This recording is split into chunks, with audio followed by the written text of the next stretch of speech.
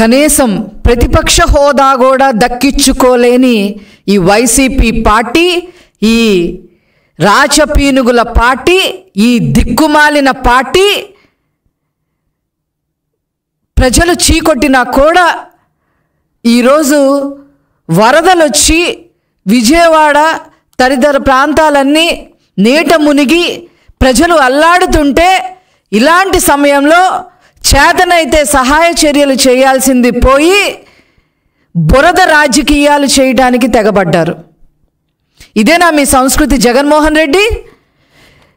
మీరు సబ్జెక్ట్ తెలియకుండా, ఎందుకు మునిగిపోయిందో కూడా తెలియకుండా, చంద్రబాబు గారు ఎందుకు మునిగిపోయిందో పదే పదే ప్రెస్ మీట్లు పెట్టి చెబుతున్నా దాన్ని కూడా ఆలకించకుండా మీ దారి మీరు ఏదో ఒకటి మాట్లాడేసి ఎప్పుడెప్పుడు లండన్ ఫ్లైట్ ఎక్కేద్దామా అనే ఆలోచనతో ఉంటే అది ప్రజలు గమనించుకోవట్లేదా అని చెప్పి ఈ సందర్భంగా నేను అడగదలుచుకున్నా.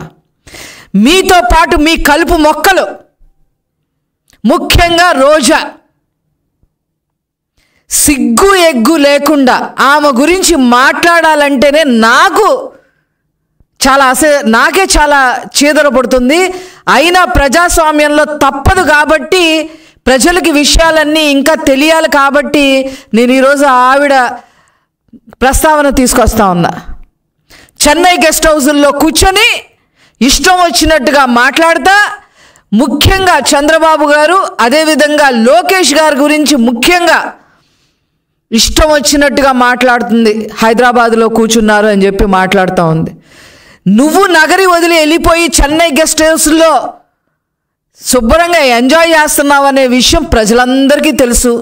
అంతకుముందు యూరప్ టూర్లు వెళ్ళి శుభ్రంగా ఎంజాయ్ చేసావని కూడా ప్రజలందరికీ తెలుసు. అప్పుడప్పుడు ఇక్కడికి వచ్చి లేనిపోని అన్ని మాట్లాడటానికి సిద్ధపడితే తస్మాత్ జాగ్రత్త. అసలు కళ్ళుండి మాట్లాడుతున్నారా, కళ్ళు లేక మాట్లాడుతున్నారా, మతుండి మాట్లాడుతున్నారా, మతి లేకుండా మాట్లాడుతుందా, ఈ రోజు ఎలా మాట్లాడుతుందనే విషయం మాకు ఎవరికి కూడా అర్థం కావట్లేదు. మోకాళ్ళ లోతు నీళ్లు వచ్చి ప్రజలు అల్లాడుతుంటే వాళ్ళ బాధని తన బాధగా చేసుకొని నారా చంద్రబాబు నాయుడు గారు కంటి నిండా కునుకు లేకుండా అహర్నిశలు కష్టపడుతూ ప్రజలకి నేనున్నాను అండగా అని భరోసానిస్తూ వాళ్ళకి తిండి దగ్గర నుంచి, వైద్యం దగ్గర నుంచి, సరుకుల దగ్గర నుంచి, వాళ్ళకి మానసికంగా భరోసానిచ్చే దగ్గర నుంచి, ఆ తర్వాత తీసుకోవాల్సిన చర్యలు, అక్కడ ఏదైనా ఫైర్ ఇంజిన్ ద్వారా మట్టి తీసేయడం దగ్గర నుంచి, గర్భిణీ స్త్రీలని తరలించడం దగ్గర నుంచి, చిన్న పిల్లల్ని కాపాడటం దగ్గర నుంచి, కొద్దిగా జబ్బు చేసిన వాళ్ళందరినీ జాగ్రత్తగా హాస్పిటల్ తీసుకెళ్లే దగ్గర నుంచి, పునరావాస కేంద్రాలని నిరంతరం పర్యవేక్షణలో ఉంచుతూ అధికారుల్ని అప్రమత్తం చేస్తూ, అట్లాగే నారా లోకేష్ గారు బుడమేరు గండ్లు పూడ్చడానికి విశ్వ ప్రయత్నం చేస్తూ అధికారుల్ని, అదేవిధంగా అక్కడున్న కాంట్రాక్టర్ని, ప్రజల్ని అందరినీ సమన్వయపరుస్తూ, మరి 1 నెల 2 నెలల్లో జరగాల్సిన పనులని 2 రోజుల్లోనే పూర్తయ్యే విధంగా యుద్ధ ప్రాతిపదికన మరి నారా లోకేష్ గారు అక్కడ అహర్నిశలు కష్టపడుతూ ఉంటే నీ కళ్ళకి కనిపించట్లేదా అని చెప్పి ఈ సందర్భంగా రోజా నేను అడగదలుచుకున్నా. సిగ్గుందా మీకు? అసలు శవరాజకీయాలు చేస్తారా? అక్కడున్న ప్రజలే మిమ్మల్ని చీకొట్టారు. వరదల్లో ఉన్న మునిగి తేలిన ప్రజలే మిమ్మల్ని చీకొట్టారు. అయినా మీకు బుద్ధి రాల. అసలు ఈవిడ ఏంటి, ఈవిడ చరిత్ర ఏంటి, ఈవిడ దేనికి మాట్లాడుతుంది, ఈవిడకున్న అర్హత ఏంటి? ఈ రోజాకి నీకున్న అర్హతలు ఏంటో నేను చెప్పనా? ఏపీఐసిసి చైర్మన్గా ఉంటూ కృష్ణపట్నం దగ్గర 11,000 ఎకరాలలో 2,000 ఎకరాలు 2,000కి పైన లావాదేవీలు జరిగితే నీ వాటా ఎంత తీసుకున్నావో ప్రజలందరికీ కూడా తెలుసు అని చెప్పి సందర్భంగా చెప్తున్నా. నువ్వు వరద బాధితుల గురించి, ముఖ్యంగా నారా లోకేష్ గారి గురించి మాట్లాడుతుంటే దయ్యాలు వేదాలు వల్లిస్తున్నట్టుగా ఉన్నాయి. అదేవిధంగా ఏపీ టూరిజం మినిస్టర్గా మీరు ఎన్ని దందాలు చేశారో ప్రజలందరికీ తెలుసు. సీఎంఓలో ఒక ప్రముఖ అధికారి మేనల్లుణ్ణి అక్కున చేర్చుకుని అర్హత లేకపోయినా ఆర్టీసీలో పనిచేసే వ్యక్తిని అర్హత లేకపోయినా రాయలసీమకి డివిజనల్ మేనేజర్గా చేసి అతని ద్వారా తిరుమలలో ఎన్ని దందాలు చేశారో ప్రజలందరికీ తెలుసు అని చెప్పి ఈ సందర్భంగా తెలియజేస్తున్నా. మీరా మాట్లాడేది నారా లోకేష్ గారి గురించి, చంద్రబాబు గారి గురించి? అక్కడ దాకా ఎందుకు? కూటవేటు దూరంలో, అంటే జగన్మోహన్ రెడ్డి ఇంటికి కూటవేటు దూరంలో ఎన్ని ఎకరాలు కబ్జా చేశారో, ఆ కబ్జా చేసిన వాటికి మీ బినామీ పేరు, ఒక రెడ్డి గారి పేరు కూడా మాకు తెలుసు. ఆ రెడ్డి గారు ఉండబట్టలేక మీకోసం గెస్ట్ హౌస్లు కడుతున్న విషయమూ మాకు తెలుసు. మీరా నారా లోకేష్ గారి గురించి మాట్లాడేది? అసలు ఏం పని నీకు ఇక్కడ? మంగళగిరి నియోజకవర్గంలో జగన్మోహన్ రెడ్డి గారి ఇంటి పక్కన నూతక్కిలో ఎన్ని ఎకరాలు భూమి దందా చేశావు? అసలు నీకేం పని ఇక్కడ? అదేవిధంగా నగరిలో కూడా ఎవరైతే ఈ రెడ్డి గారు ఉన్నారో అతనికి నగరిలో కూడా బినామీ పేరుతో మీ ఆస్తులన్నీ భుజాల మీద మోస్తున్నాడనే విషయం ప్రజలందరికీ తెలుసు. అదేవిధంగా ఏపీఐసిసి చైర్మన్గా ఉండగా కోట్ల రూపాయలు ఫర్నిచర్ కొనుగోలు చేసి ఒక అతని చేత కొనిపించి అతనికి కరెంటుకి సంబంధించిన కరెంట్ లైన్ కాంట్రాక్ట్లు ఇచ్చిన విషయం కూడా ప్రజలందరికీ తెలుసు అని చెప్పి సందర్భంగా నేను మనవి చేస్తా ఉన్నా. అంతేకాకుండా ఎక్కడెక్కడమ్మా ఇళ్ళు మీకు? అడయార్ దగ్గర నుంచి, చెన్నైలో అడయార్ దగ్గర నుంచి, నగరి దగ్గర నుంచి, హైదరాబాద్ దగ్గర నుంచి, బెంగళూరు దగ్గర నుంచి ఇన్ని విల్లాలు కట్టుకొని ఈరోజు ఏ విల్లాలో కూర్చొని ఈ విషయాలన్నీ మాట్లాడుతున్నావు, ఈ దిక్కుమాలిన విషయాలన్నీ మాట్లాడుతున్నావో మాకు అర్థం కావట్లా. అదేవిధంగా పోనీ ఇంటి బయట దందా చేసావు, కాన్స్టిట్యున్సీ నియోజకవర్గ బయట చేసావు అనుకుంటే సరే, చేసావు, సరే, నీ బుద్ధి అలాంటిది. నియోజకవర్గ ప్రజలనైనా ఏమన్నా వదిలిపెట్టావా? నీ అన్నదమ్ములు ఇద్దరిని పక్కన పెట్టుకొని వాళ్ళ నియోజకవర్గం మొత్తం వాళ్ళకి అప్పచెప్పి నియోజకవర్గ ప్రజల్ని, నగరీ నియోజకవర్గ ప్రజల్ని ఎంత నాశనం చేశావో అక్కడ ప్రజలను అడిగితే చెప్తా ఉంటారు. ఏ కాంట్రాక్ట్, క్వారీల దగ్గర నుంచి ఏ కాంట్రాక్టర్లు అయినా సరే మీకు కప్పం కట్టాల్సిందే.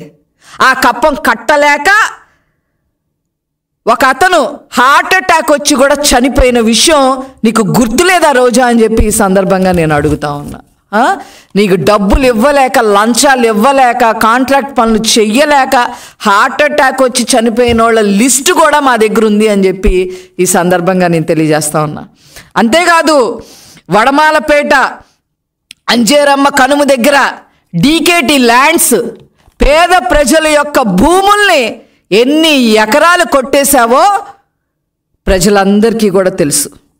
అంతేకాకుండా అనధికారికంగా టోల్ గేట్లు కూడా నడిపి నగరి నియోజకవర్గ ప్రజలు నడ్డి విరిచేసిన హీన చరిత్ర మీది. ఇవన్నీ చేయటమే కాకుండా మున్సిపల్ చైర్మన్గా ఒక మహిళను చేస్తానని చెప్పి ఆమె దగ్గర డబ్బులు వసూలు చేసి, లక్షల్లో డబ్బులు వసూలు చేసి మానసికంగా ఆవేదన చెందే విధంగా మానసికంగా ఆ అమ్మాయిని అన్ని రకాలుగా ఇబ్బందిన పాపం మీకు ఉందా లేదా అని చెప్పి అడుగుతున్నా. ఇన్ని రకంగా రాజకీయ నాయకుల్ని, మీ పార్టీలో ఉన్న రాజకీయ నాయకుల్ని కూడా వదిలిపెట్టకుండా ఈ రకంగా చేసిన నువ్వు ఈరోజు నారా లోకేష్ గారి గురించి మాట్లాడే అర్హత ఉందా అని చెప్పి అడుగుతున్నా. 3132 కిలోమీటర్ల మేర పాదయాత్ర చేశారు. అక్రమంగా తండ్రిని జైల్లో పెడితే అన్ని భరించారు, సహించారు, అన్నీ ఒంటి చేత్తో ట్యాకిల్ చేసుకొని ఈరోజు ఈ పార్టీ 164 సీట్లు గెలవటంలో 95% కృషి నారా లోకేష్ గారిది ఉంది ప్రజలతో పాటు. అట్లాంటి వ్యక్తిని ఈరోజు నువ్వు ఇష్టం వచ్చినట్టుగా మాట్లాడుతున్నావంటే అది నోరా లేకపోతే తాటి మట్ట అనేది మీరే తేల్చుకోవాలి. సిగ్గులేదు మీకు? కొంచెమైనా సిగ్గుందా మీకు?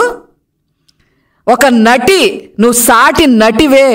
జత్వాని అనే నటిని ఏ రకంగా చేశారో, ఏ రకంగా మానసికంగా అమ్మాయిని ఆవేదన గురి చేశారో, ఏ రకంగా హింసించారో, అధికారులు VTPS గెస్ట్ హౌస్లు తీసుకెళ్ళి ఏ రకంగా ప్రవర్తించారో, తర్వాత జైల్లో ఏంటది పోలీస్ స్టేషన్లో నైట్ టైం అంతా ఇంటరాక్షన్ పేరుతో ఏ రకంగా ఉంచారో, ఆ అమ్మాయిని ఎంత చిత్రహింసలు పెట్టారో, ఆ అమ్మాయి వచ్చి ఇక్కడ వాంగ్మూలం కూడా ఇచ్చి వాళ్ళ తల్లిదండ్రుని ఎంత ఇబ్బంది పెట్టారో చెప్పి సాటి నటిగా ఒక్క మాట మాట్లాడలేని నువ్వు ప్రాపగాండా వచ్చిద్దని, ఏదో ప్రాపగాండా వచ్చింది అంటే మనం నారా లోకేష్ గారి గురించి మాట్లాడితే మనం కూడా ఆ స్థాయికి వెళ్ళిపోతాము, లేదా నారా చంద్రబాబు నాయుడు గారి గురించి మాట్లాడితే అందరూ నా ఇంకా చూస్తారు అనే దానికి దిగజారిపోయావు అని అంటే నీ మనస్తత్వం ఏ రకంగా ఉందో ఆలోచించు. వరదలు వస్తే గొడుగు పట్టుకొని రీల్స్ చేయటం కాదు, ఎలా పని చేయాలో, ఏ రకంగా భరోసా ఉండాలో, ప్రజల్ని ఏ రకంగా భయభ్రాంతులకి గురి కాకుండా వాళ్ళని కాపాడుకోవాలో, వాళ్ళ ప్రాణాలు ఏ రకంగా నిలపాలో, మేమున్నాము అని చెప్పి చేసిన నాయకుడు నారా చంద్రబాబు నాయుడు గారు, నారా లోకేష్ గారు. మంత్రులందరినీ ఈరోజు ఫీల్డ్ మీద నిలబెట్టారు. విజయవాడ వాసిగా నేను కూడా వెళ్ళాల్సింది, కానీ వైరల్ ఫీవర్ అటాక్ అవ్వటం వల్ల నేను వెళ్ళలేదనే బాధ చాలా ఉంది నాకు. కనీసం మీకు ఆ గిల్ట్ కూడా లేదు. బీయింగ్ ఏ క్యాన్సర్ సర్వైవర్ ఏదో నా భయాలు నాకున్నాయి, సరే అది పక్కన పెట్టండి. ఆరోగ్యపరంగా కనీసం మీకు ఆ గిల్ట్ కూడా లేదు. లేకపోగా గెస్ట్ హౌసుల్లో కూర్చొని మాట్లాడతావా? నీ పక్కన మీ హయాంలో అన్నమయ్య గేట్లు కొట్టుకుపోయి 57 మంది చనిపోతే ఆ రోజైనా మీరు ఏమైనా పట్టించుకున్నారా? ఈరోజు ఈ గండ్లు పడటానికి కారణం మీరు, ఆ బుడమేరు కబ్జాని కావడానికి కారణం మీ ప్రభుత్వం. 2019 నుంచి 24 వరకు ఎప్పుడు మాఫియాలు చేసుకుంటా పోవటం తప్ప మద్యం మాఫియా, ఇసుక mafia, land mafia, sand mafia, liquor mafia, సెంటుబట్ట భూముల్లో మాఫియా, పేద ప్రజలకు ఏదో ఇల్లు కట్టిస్తామని చెప్పి ఏం కట్టించకుండా మాఫియా, భూములు కొట్టేయటం, ఇన్ని చేసి రాష్ట్రాన్ని అధోగతి పాలు చేస్తే మా ప్రభుత్వం వచ్చి 3 నెలలు అయింది.